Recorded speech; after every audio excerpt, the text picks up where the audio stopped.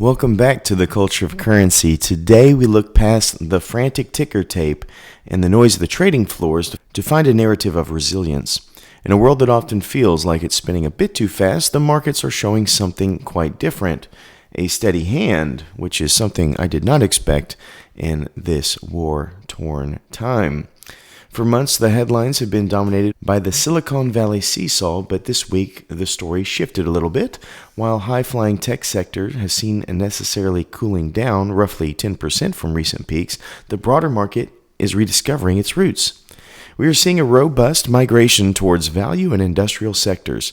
Companies that manufacture the steel, pump the energy, and grow the food are seeing renewed investment confidence, and that's a big deal, folks. The S&P 500, which we'll look at in a little bit, may be navigating choppy waters, but with the fourth quarter earnings growth holding firm at around 13%, it's kind of the American engine proving that it has plenty of horsepower left in the tank. It's not really a retreat, it's a rotation towards things that last, which, as you know, is what we love here. If you want to know where the smart money seems to be right now, well, look in the vault.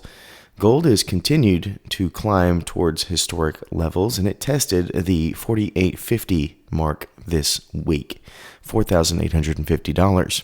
But the real headline kind of is more over here, where we had seen a big dip down $68 just a week and a half or so ago, and it now has surged to $77 an ounce. We're starting to see resilience in silver again. Some call that a fear trade, but a closer look reveals a story of innovation. We all know that silver is the backbone of the green energy transition and the burgeoning AI infrastructure. We aren't just seeing people hiding in metals, we are seeing global economy placing a premium on the raw materials of the future. Seems to be a vote of confidence in our ability to build the next generation of technology, which may be around you. You have people trying to bring in these AI factories. I know around me there's a couple that are trying to get put on the ground. The most significant mover this week, however, wasn't a corporate merger or a central bank interest rate hike. It's what we've seen happening across the world. It was the quiet, persistent work of diplomacy, or a lack thereof. Reports of a 2-week ceasefire framework involving the U.S. and Iran have acted as a cooling balm on global markets. Oil prices, which have been simmering, pulled back as the risk premium began to evaporate. This is a peace dividend in action. The markets are betting that cooler heads will prevail, and that bet seems to be paying off for the average investor's 401k this last week. We'll look at that in a second. So it's easy to find gloom if you look for it these days, but the data tells a story of a system that is correcting a bit more than collapsing. We are moving away from speculative bubbles and towards a market built on tangible assets and diplomatic progress. There's an old saying that the market climbs a wall of worry. If that's the case, the wall is high, but climbers are stronger than ever. The fundamentals of the American economy remain a beacon of stability in a shifting world, though we all have our doubts because of it being built on this. So there's that, a good idea of what's happened in our markets this week as far as the tech sector, wars going on.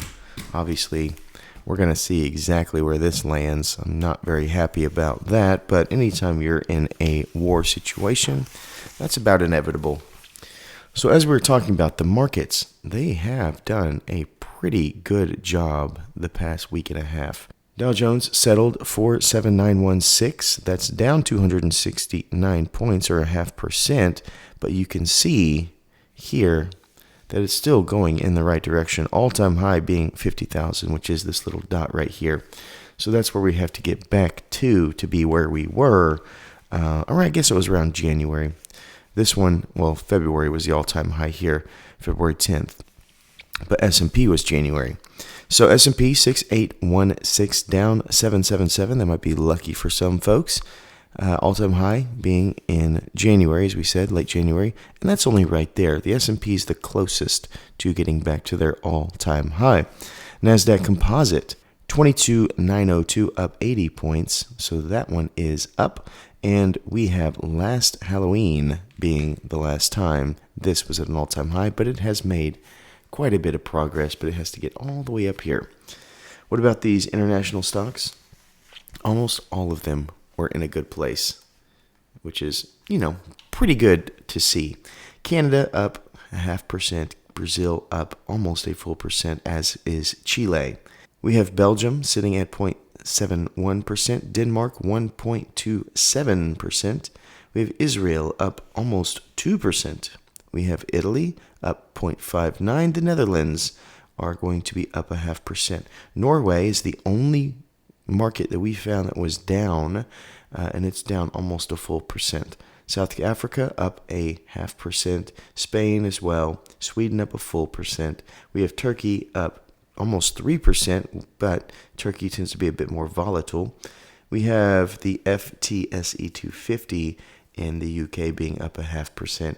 We have China up 0.5%, Hong Kong up 0.5%, India up 1.2%, we have Japan up 1.84%, and we have South Korea 1.4%, Taiwan 1.6%, and Thailand 1.15%.